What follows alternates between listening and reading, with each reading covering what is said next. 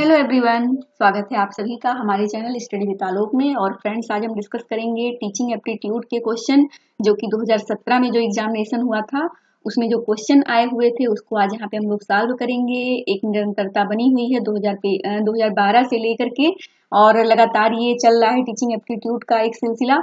और इसमें आगे बढ़ते हुए आज हम 2017 के पेपर को यहाँ पे डिस्कस करेंगे आपके साथ में। और उम्मीद है कि इस वीक के लास्ट तक 2022 तक जो भी पेपर हुए थे वो फाइनली जो है चैनल पे अपलोड कर दिए जाएं। ठीक है, उसके बाद में जो आगे का जो पार्ट होगा ईबीएस वगैरह का उसको सॉल्व किया जाएगा। ठीक है, तो आइए हमारे साथ और इसको देखते हैं कि क्या क्वेश्चन पूछे गए थे। ठीक है, तो इसको आइए फटाफट सॉल्व करते हैं। देखिए, यहाँ पे जो इम्पोर्टेंट प्रश्न पूछा गया था वो ये था कि किसी सूचना समृद्ध कक्षा व्याख्यान की जो सामान्य विशेषता वो किस प्रकृति के होने में होती है। ठीक है, तो ये क्या होती है, इसका करेक्ट आंसर क्या हो जाएगा कि कोई सूचना समृद्ध जो कक्षा व्याख्यान की जो सामान्य विशेषता होती है वो किस प्रकृति के होने में होती है। तो गति रहित, शांत रहित, तथ्यात्मक या खंडात्मक। तो फ्रेंड्स, इसका जो करेक्ट आंसर होगा वो होगा ऑप्शन सी, तथ्यात्मक। ठीक है, तो ऑप्शन सी हमारा करेक्ट आंसर हो जाएगा। अगला इसमें है कि सकारात्मक जो कक्षा संप्रेषण का परिणाम, ठीक है, यानी पॉजिटिव जो क्लास कम्युनिकेशन का परिणाम निम्नांकित में से क्या होता है। दबाव और पीड़न, समर्पण, आमना सामना या अनुनय। ठीक है, तो इसका जो करेक्ट आंसर होगा फ्रेंड्स वो होगा अनुनय करना। ठीक है, तो ऑप्शन डी हमारा करेक्ट आंसर हो जाएगा। अगला इसमें प्रश्न है कि कक्षा जो संप्रेषण होता है, क्लास कम्युनिकेशन, वो किसका आधार है। सामाजिक पहचान का, बाह्य निरर्थकताओं का, पूर्वाग्रही उदासीनता का या सामूहिक उग्रता का। तो जो कक्षा संप्रेषण होता है ये सामाजिक पहचान का होता है। ठीक है, सामाजिक पहचान का ये आधार है। तो ऑप्शन ए हमारा करेक्ट आंसर हो जाएगा। ठीक है, चलिए अगले प्रश्न को देखेंगे। इसमें यहाँ पे अगला जो प्रश्न पूछा गया था वो ये था कि मूल्य शिक्षा का उद्देश्य निम्नांकित में से किस पर संकेंद्रित होता है। ठीक है, तो जो मूल्य शिक्षा का उद्देश्य निम्नांकित में से किस पर संकेंद्रित होता है तो ये बताना है।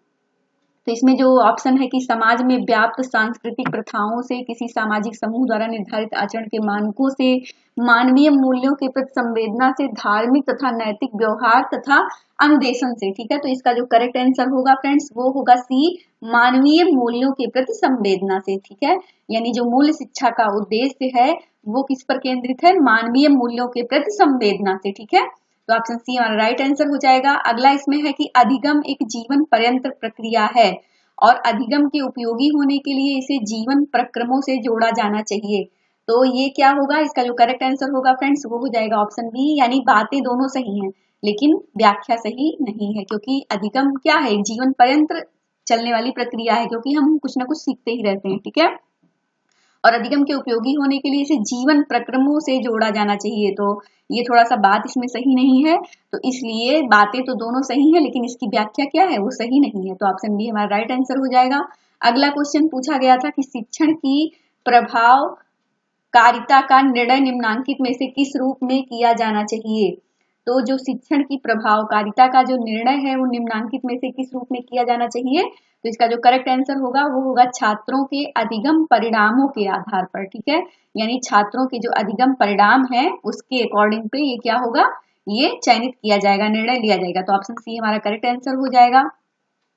अगला है इसमें निम्नांकित में से किस शिक्षण विधि में विद्यार्थी की भागीदारी इष्टतम तथा पहलकारी बनाया जाता है। यानी निम्नांकित में से किस शिक्षण विधि में जो शिक्षार्थी की भागीदारी को इष्टतम तथा पहलकारी बनाया जाता है। तो किसमें बनाया जाता है फ्रेंड्स, उनके साथ में विचार वेश सत्र की विधि में, यानी विचार वेश जो सत्र की विधि होती है उसके द्वारा ये इष्टतम तथा पहलकारी बनाया जाता है। ठीक है, तो ऑप्शन सी हमारा राइट आंसर हो जाएगा।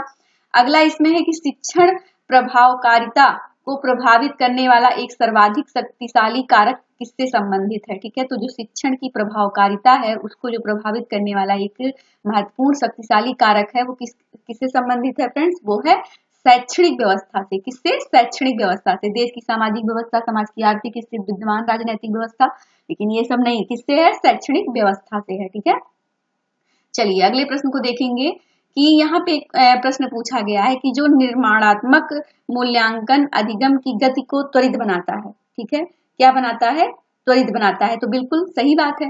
और इसका कारण क्या दिया गया कि संकलनात्मक मूल्यांकन की तुलना में निर्माणात्मक मूल्यांकन अधिक विश्वसनीय है।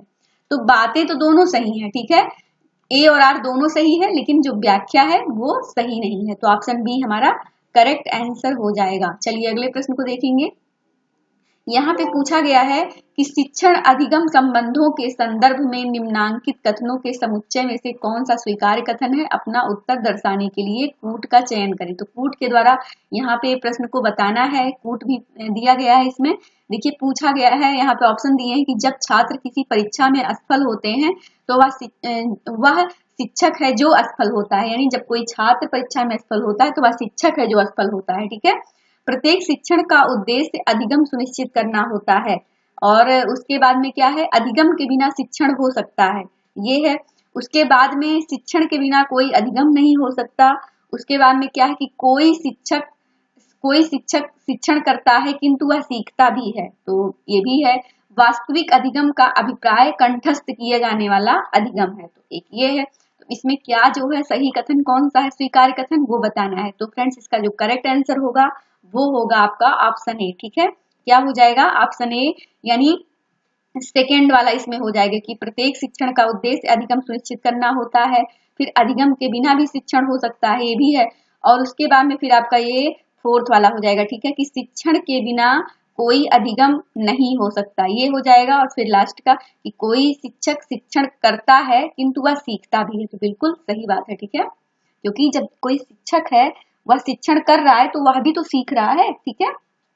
तो ये भी एक प्रोसेस है, ठीक है। अब जैसे मान लीजिए हम आपकी ये तैयारी करवा रहे हैं फर्स्ट पेपर की, तो इसी बहाने मेरा भी तो टीचिंग वगैरह तैयार कहीं ना कहीं मैं भी तो सीख रही हूँ, ठीक है। तो एक शिक्षक जो शिक्षण करता है वह खुद भी सीखता रहता है, ठीक है, कि क्या होगा कैसे होगा।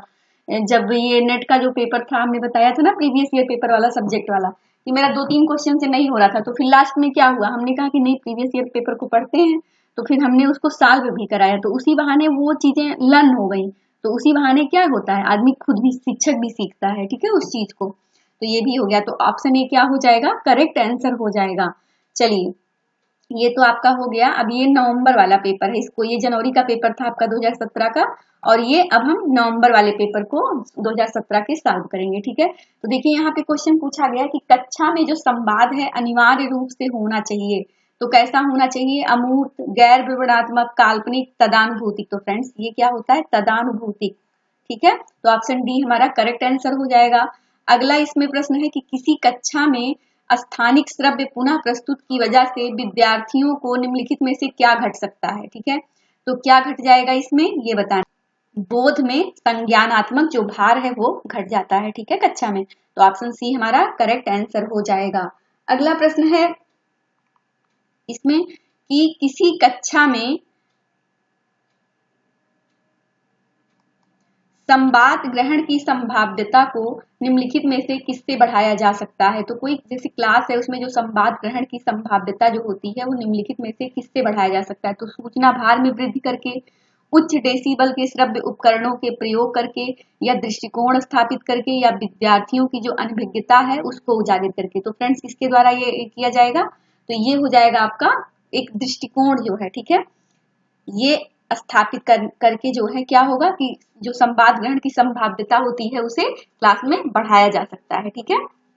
तो ऑप्शन सी हमारा करेक्ट आंसर हो जाएगा। चलिए अगला प्रश्न इसमें जो फ्रेंड्स पूछा गया था वो इसमें ये था कि शिक्षक और विद्यार्थियों के बीच परस्पर संवाद समीपस्थ जोन का निर्माण करता है। तो क्या करता है, जो शिक्षक और विद्यार्थी के बीच में जो परस्पर संवाद जो समीपस्थ होते हैं वो किस जोन के निर्माण करते हैं, विकास, विकृति, अंतर्भ्रम। तो फ्रेंड्स इसमें क्या होगा, डेवलपमेंट, यानी विकास आपका हो जाएगा, ठीक है। तो ऑप्शन ए हमारा करेक्ट आंसर हो जाएगा।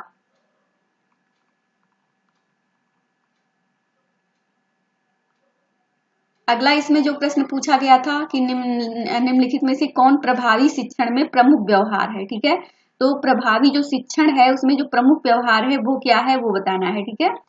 तो निम्नलिखित में से कौन प्रभावी शिक्षण में प्रमुख व्यवहार है ये बताना है। तो अनुदेशनात्मक विविधता है इसमें, प्रश्न पूछना, विद्यार्थी के विचारों एवं अवदान का अनुप्रयोग और संरचना। तो इसका जो फ्रेंड्स करेक्ट आंसर होगा वो होगा ऑप्शन ए, अनुदेशनात्मक जो विविधता होती है वो प्रभावी शिक्षण में प्रमुख व्यवहार कहलाती है। ठीक है, तो ऑप्शन ए हमारा करेक्ट आंसर हो जाएगा।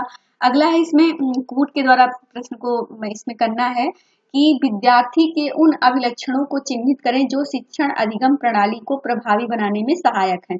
तो अपने उत्तर को इंगित करने के लिए सही कूट का चयन करें। फ्रेंड्स इसको फटाफट हम लोग सॉल्व कर लेंगे क्योंकि नेट का पेपर भी जल्दी होगा। ठीक है, तो इसलिए इसको भी अपना फर्स्ट पेपर पूरा तैयार करके रखना है। तो आप लोग सब्जेक्ट वाला तो तैयार कर ही रहे हैं, बहुत बच्चे 3-4 बार उस प्लेलिस्ट को सुन चुके हैं। ठीक है, तो उसके साथ में आप इसको भी अपना कवर करना शुरू कर दीजिए क्योंकि जो है लगातार अब ये अपलोड हो रहा है चैनल पर, और ये ईबीएस वगैरह जो कंप्यूटर के भी जो क्वेश्चन है इंपॉर्टेंट उसको भी हम सॉल्व करने की कोशिश करेंगे जल्दी, क्योंकि एग्जामिनेशन के पहले अगर हो जाएगा तो उसका बहुत लोगों को फायदा भी मिलेगा। ठीक है, तो इसको सिर्फ एक बार रिवाइज करते हुए चलना है कि जैसे आपके पास में जो भी क्वेश्चन बैंक वगैरह है उसको भी आप लोग सॉल्व करते रहिए। बाकी तो आप लोग टेस्ट दे ही रहे हैं ग्रुप में। ठीक है, वीकली जो हो रहा है एवरी संडे मंडे वो सब आप लोग कर ही रहे हैं, लेकिन उसके साथ में आप लोग सब्जेक्ट और इसको फर्स्ट पेपर को भी रिवाइज करते हुए चलिए। ठीक है, देखिए यहाँ पे ये विद्यार्थी का जो पूर्व अनुभव है, विद्यार्थियों की जो पारिवारिक वंश परंपरा रही है, विद्यार्थियों की जो अभिक्षमता, विद्यार्थियों के विकास की अवस्था,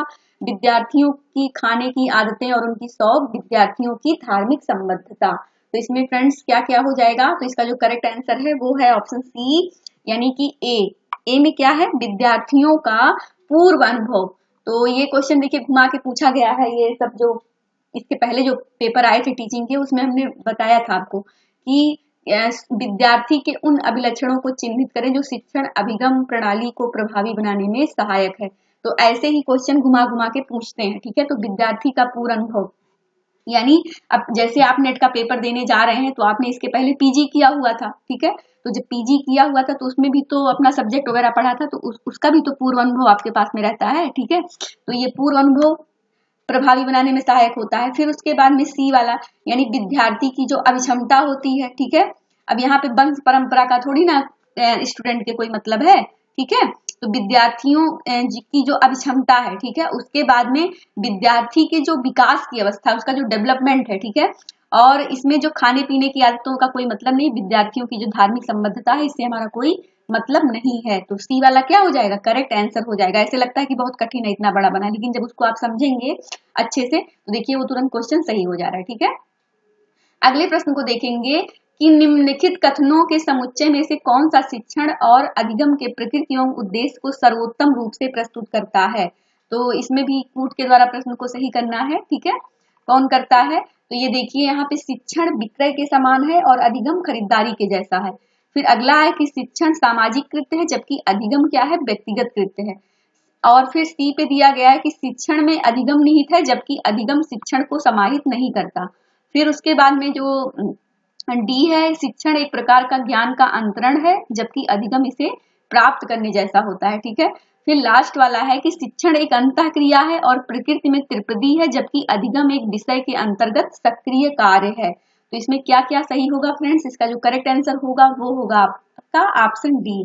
ठीक है, यानी इसमें जो करेक्ट आंसर होगा वो होगा आपका ऑप्शन बी वाला कि शिक्षण क्या है, एक सामाजिक कृत्य होता है। ठीक है, जबकि अधिगम क्या है, वो एक व्यक्तिगत कृत्य है। ठीक है, तो इसमें बी हो जाएगा। उसके बाद में जो होगा वो होगा आपका ऑप्शन सी यानी कि ये वाला, शिक्षण में अधिगम निहित है जबकि अधिगम क्या है, शिक्षण को समाहित नहीं करता। तो सी वाला हो जाएगा। उसके बाद में आपका जो लास्ट में ई है यानी शिक्षण एक क्या है, अंतः क्रिया है और प्रकृति में क्या है, त्रिपदी है जबकि अधिगम एक विषय के अंतर्गत सक्रिय कार्य है। तो आपका ऑप्शन डी क्या हो जाएगा, करेक्ट आंसर हो जाएगा। चलिए अगले प्रश्न को देखेंगे यहाँ पे कि